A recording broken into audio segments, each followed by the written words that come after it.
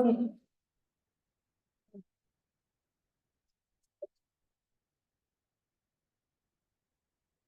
just want to tell you, I am not Larry. Really? Welcome, everybody.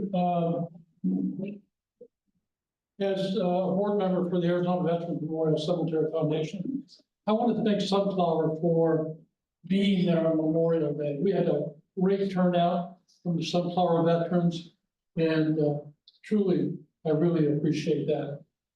I have put some window stickers over there on that table. If you take one, I would appreciate you just play it on your back window. And again, thank you for being out at the cemetery. If you're able to stand, please stand for pledge of allegiance. I pledge allegiance to the flag of the United States of America and to the republic for which it stands, one nation, under God, indivisible, liberty and justice. See you. I want to thank our officers, Larry, who is not here, Eric, who is not here. It worked hard. And I'll tell you the guy who is here, that's the guy with the money. Gordon. Bruce is here. Raise your hand, Bruce. Thank you. And Stephen, where are you at? I saw you. Are you? Oh, you're over here. Thank you. I want to thank all the board members for their service in the Vet Club. With that, I would like to introduce Bob Whaler.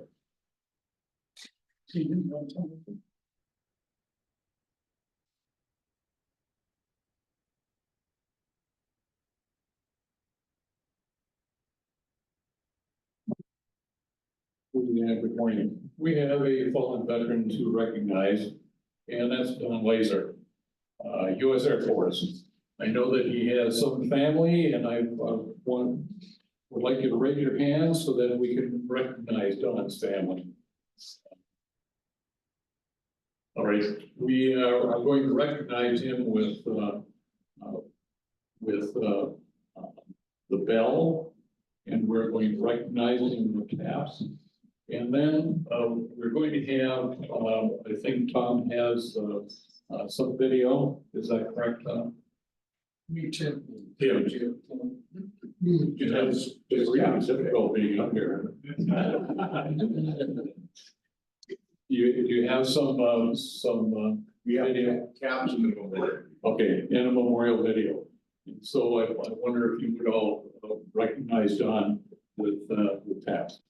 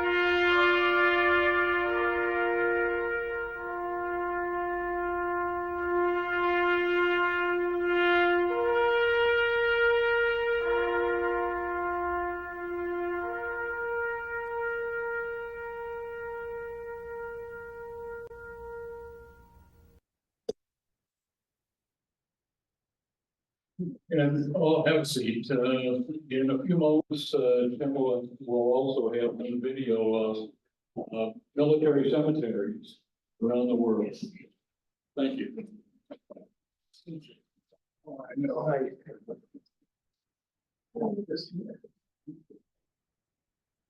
Yes.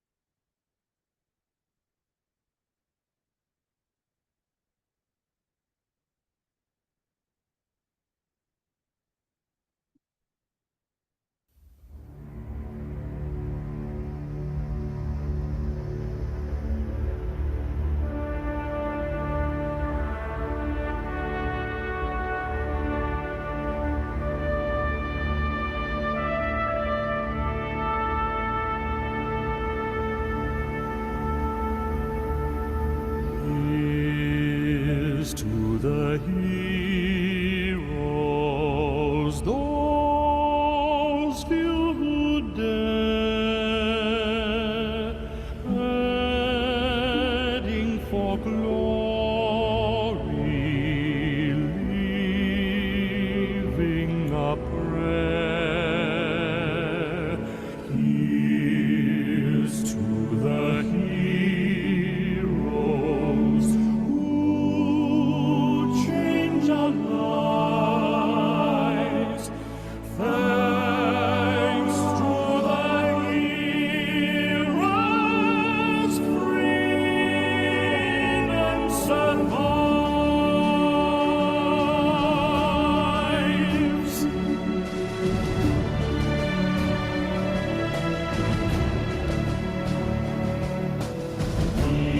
Here's to the heroes who never rest. They are the shoulders of we are the best.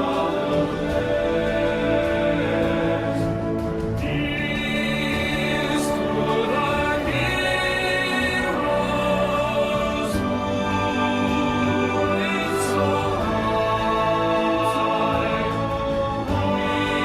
Here's to the heroes who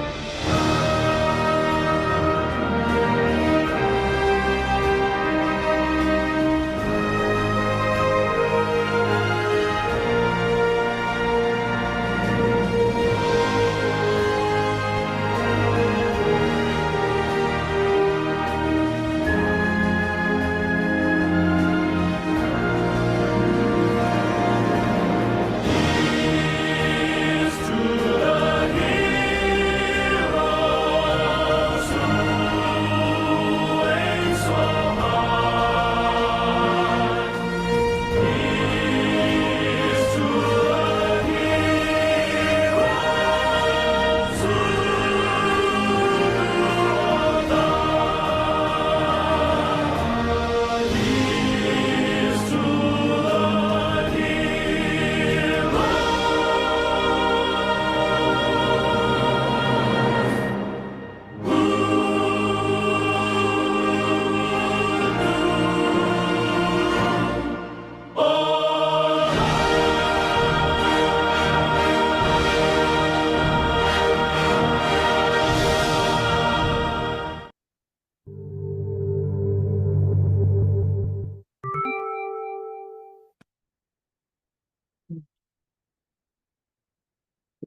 Thank you, Jim. I want to recognize some additional people I forgot to recognize earlier. Those people who support our organization who are not veterans. Jim and Kay Walker's team, their real estate business, Roger Daggett and his real estate business, and very supportive of our organization. I want to make sure that we thank them for what they do. So thank you.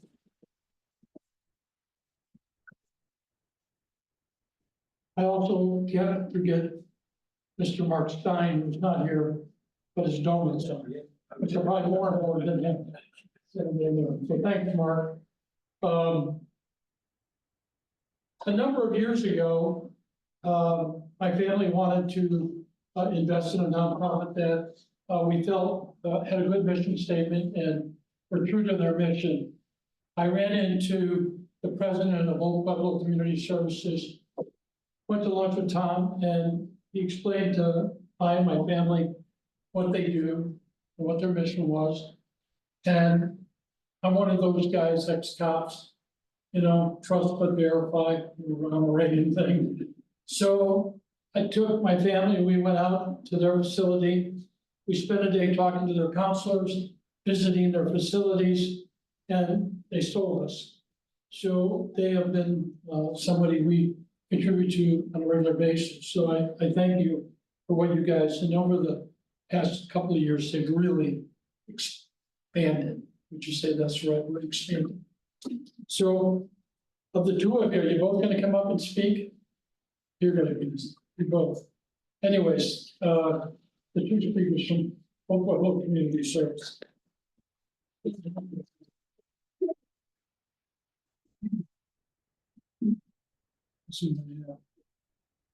I am not Monica Durand, as it says in the program here. She's our chief development officer. She sends her apologies. She was not able to make it today. My name is Victor Hightower. I'm the Communications and Development Associate. Actually, I'm Development and Communications Associate. I work with Monica in development and marketing. This is Melanie Skillen. She's one of our two veterans program managers. So Old Pueblo Community Services was founded in 1996 to serve men who are leaving incarceration homeless. So men who are getting out of prison with no place to go.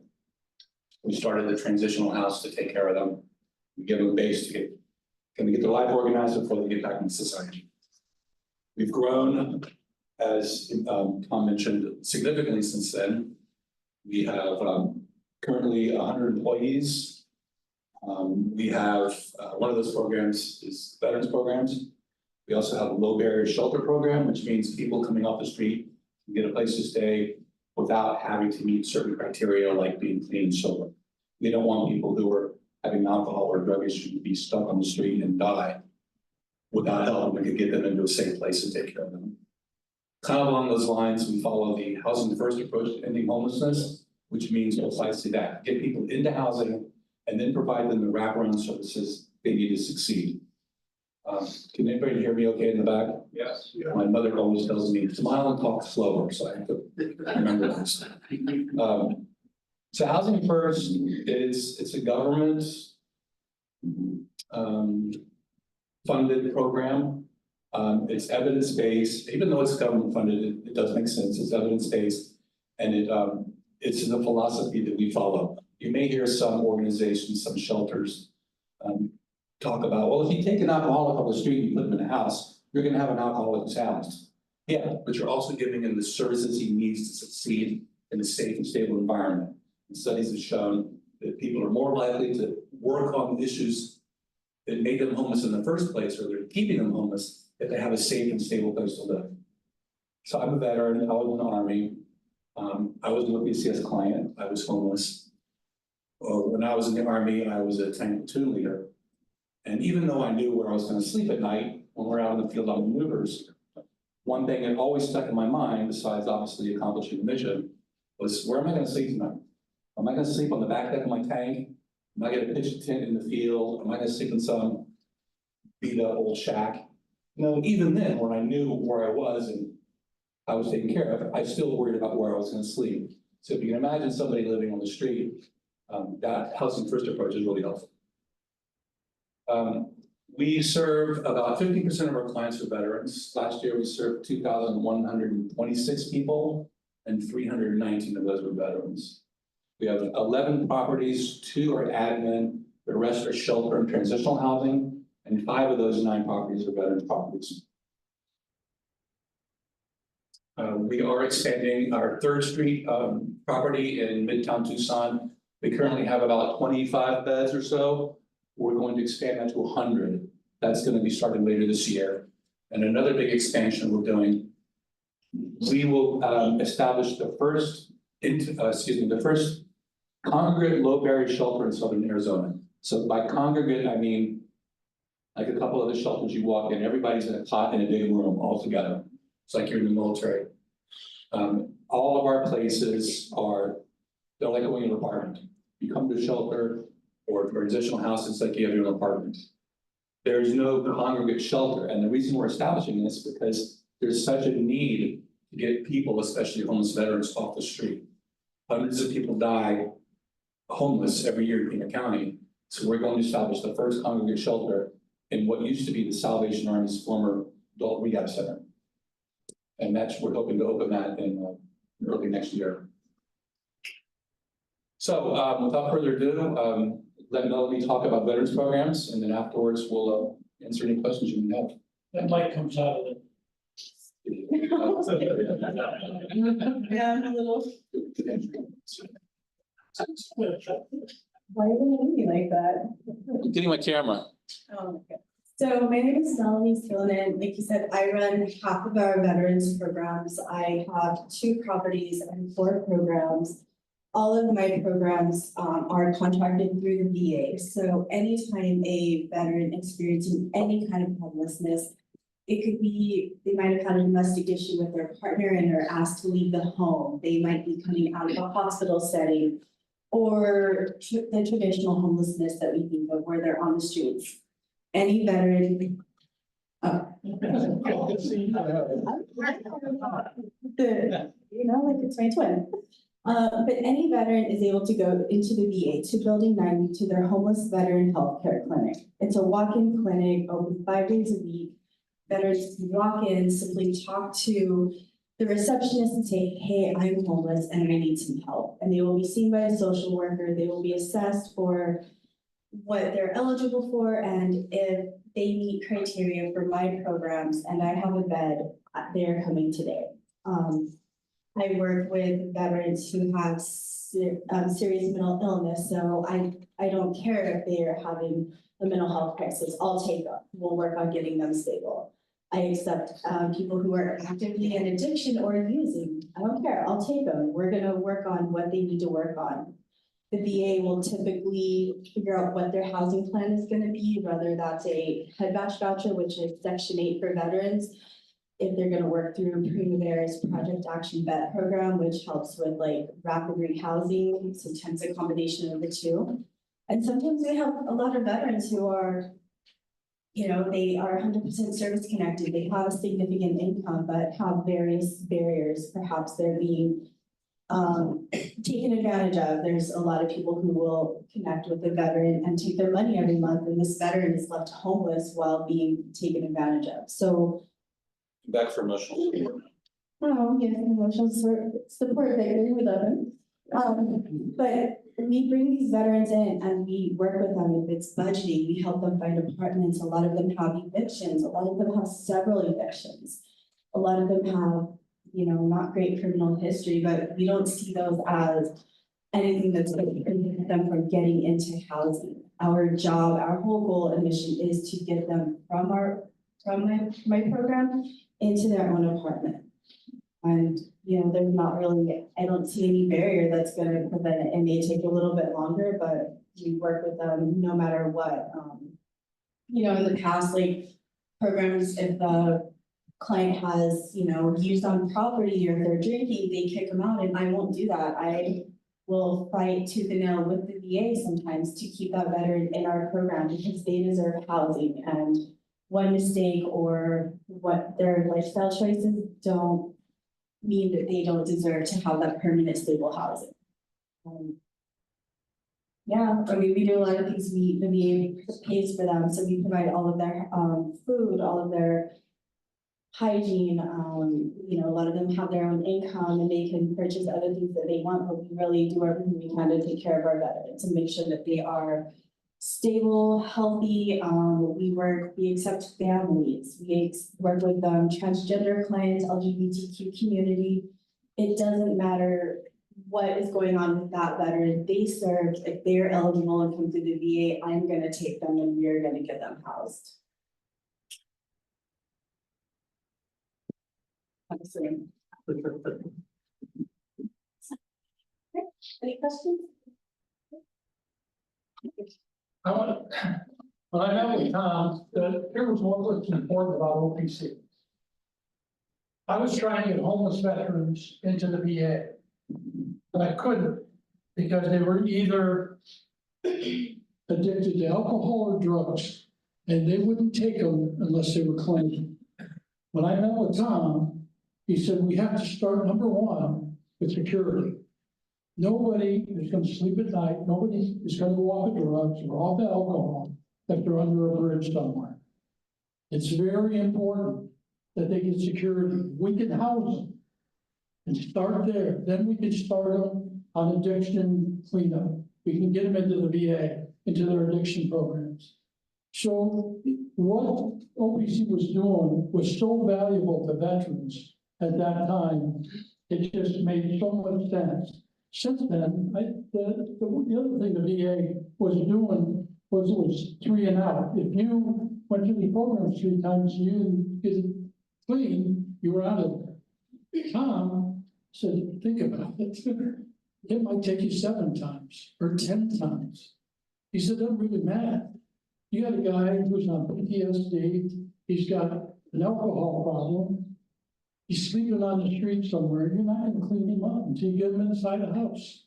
So that's what made a lot of sense to me, and that's why I got so much involved in this organization. I've been out there for Christmas parties. I met a guy who came in out of the desert after 47 years. No social skills. Think about it. He lived out there for 47 years, and their counselors got him to come in and take housing. So it's a great program.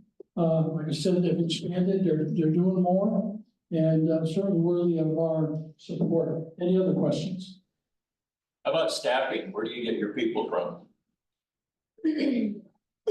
So we are not a religious organization, so you don't have to be Christian to work for us. You can be, we welcome everybody. We post mostly on Indeed. I got the job with Indeed. Yeah, we put it out in the public. We promote strong from within. Other than that, it's just yeah, like any other place, posting for jobs. We also have a strong emphasis on lived experience. So we want the people serving our people to have had the experiences that our clients are experiencing. I'm really big on, if I'm able to hire a veteran for any of my positions, I do. I have 2 veterans in 2 of my 4 clinical positions. I have veterans in that position.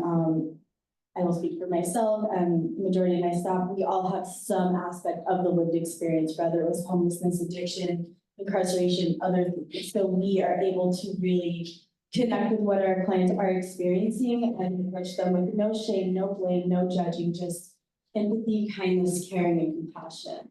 Like, I've been there and I got out, and let me show you the way. Let me show you what worked for me. And if it doesn't work for you, cool, we'll try something different.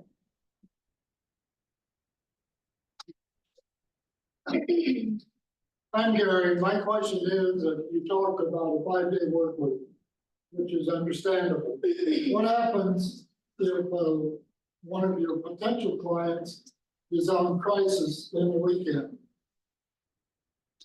Super easy. So they would just call the Veterans Crisis Line, or they could go to the ED department at the VA. They have emergency social workers on staff, and they would place them in an emergency bed at my program for the weekend. And then on Monday, we would take them back to the VA to Building 90 to be assessed for, you know, what program would be most appropriate. But truly, any veteran, if it's the weekend, or if it's overnight, if they present and say, I'm homeless and need help, they're able to get some sort of assistance. I picked up a homeless past some town resident and a veteran. And it was about 7 o'clock at night. And I took him off the street to the VA emergency room. And they treated him there and then took him to Building 1, which is part of Building 90. They assessed him with some mental issues. And then he was there for a week, and I think I went and picked him up with later. So there's always a place.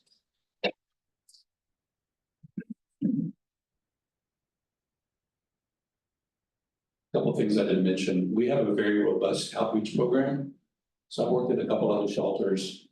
And their idea of outreach was more going out into events among like organizations, like a table event where you offer your services, talk about what you do.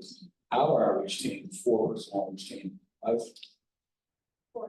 four outreach team, they actually go out in the field, go out in the wash, like 100 Acre Wood, the place you were mentioning earlier, go out in the washes, the deserts, and the drains, help the people with a two-person team, LPN and a nursing assistant from LEO Medical, and give people medical assessment on the help, give them basic medical help on the spot. Talk to them to see if they can provide usually they carry little bags with hygiene products and snacks and water. They'll do a housing assessment right on the spot if they want to get in the system, get housing. So very proactive outreach program. We also have two youth programs. One is called Breaking Bears. It's for youth that's 18 to 21 who are exiting the foster care system because there's no place for them to go right now. And then one is for youth 18 to 24. It's an LGBTQ plus affirming shelter. Safe space for any young person who's living on the street to go. Any other questions? We left some brochures on the table over here, if you care to take one. Both of our cards are there too, if you have any questions. Feel free to call us, text us, email us, send smoke signals. Yeah, that's good. I need a camera, man. So when you come to Sunflower to speak, we provide you a way so that you always remember you've been here. And we don't want you to go home empty-handed, so we want to present you a check for $500. Do what we can to help you. Thank you.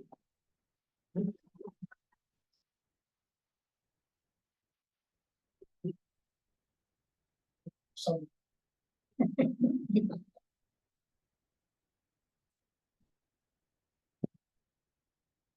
So now, the guy who made that step possible, Mr. Rivera.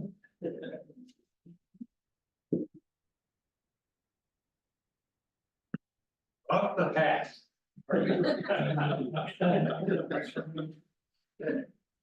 Takes a real man to put this on your head.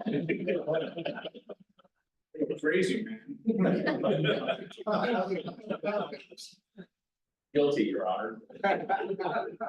Okay, here is the treasurer's report for the month of May.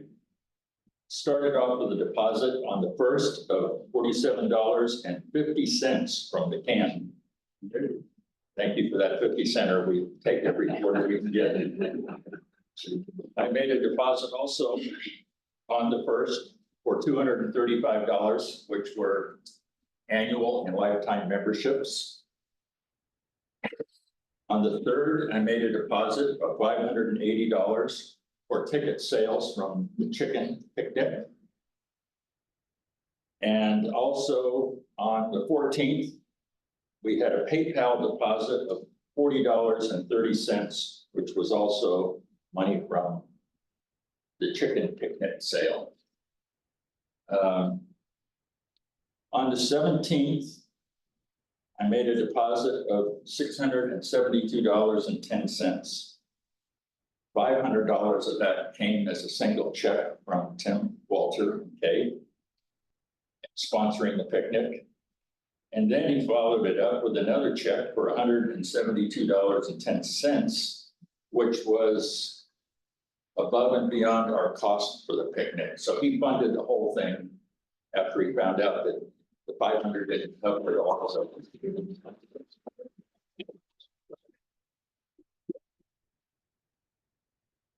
on the 21st, I made a $300 deposit, which was in memory of Harry Slingland, made from his son. And rest his soul. On the 29th, I made a $772 deposit, which was from the picnic sales. We had $127 in a 50-50 can that Adele Samola I'm gonna pronounce her name wrong. She won the 50-50. Her half was 64 and she kicked it back into our fund, so. Expenses. The one and only Dennis Abrams for funding, writing a check for the donuts, $67.37.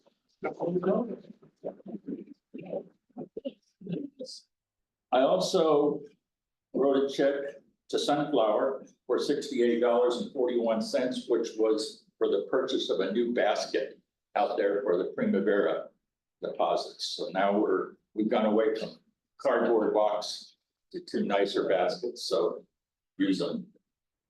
On the 20th, I made a $300 deposit to the Sunflower Quilters Club for supplies, good works that they do for all of us. And the last expense was on the 29th for $438.02 to Sharon Bender for her expenses in the picnic. That leaves us with an ending balance of $6,292.07. Now, this morning walking in,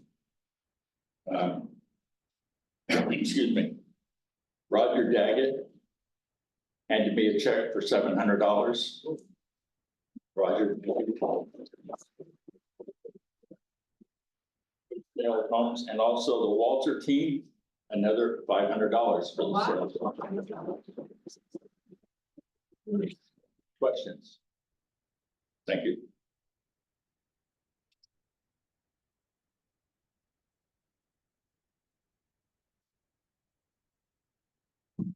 Again, thank you folks for the real estate business. That is outstanding. New business. Like an old business under with Sharon Bender. I don't see her here. New business, Flag Day is June 14th. And we're good. I understand we're gonna do this a little different. We're gonna put flags up the day before. Anybody know anything? Don't do anything until you hear from Larry.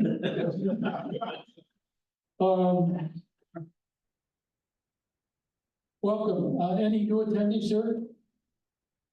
Anybody new? Sure. You are, and we're in. My name is Bill Wilson. I was in the Marine Corps for 21 years and resident here for 3.5, and I just decided to join. Thank you. We have a coloring book for you, so. Keep an eye on them.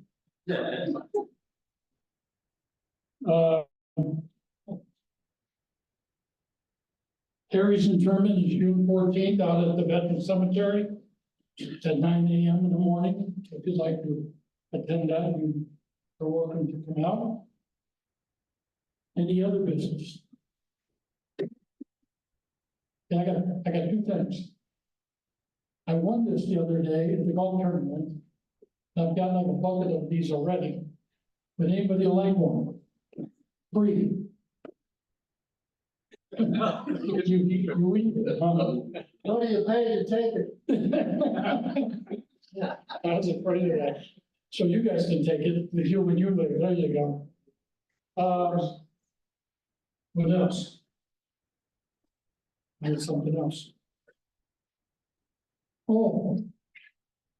We all know Mr. David Morales.